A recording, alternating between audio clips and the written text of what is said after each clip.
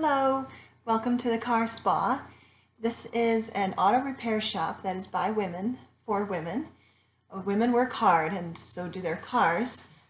Come to our spa-like garage and get pampered with manicures and electric massage chairs while your car is being serviced by lady mechanics who, being women themselves, they understand what it's like to be a woman and own a car and try to keep it maintained.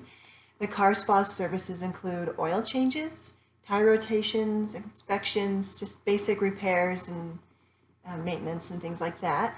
Revenue comes from our target audience, which is real women in the real world who want a fun and safe and relaxing place to take their cars when they need to be serviced.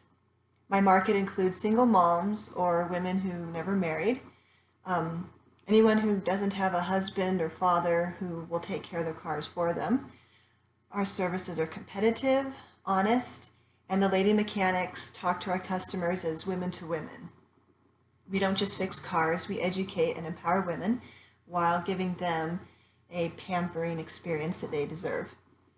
This idea is revolutionary, and it is going to change the way women view cars and car maintenance.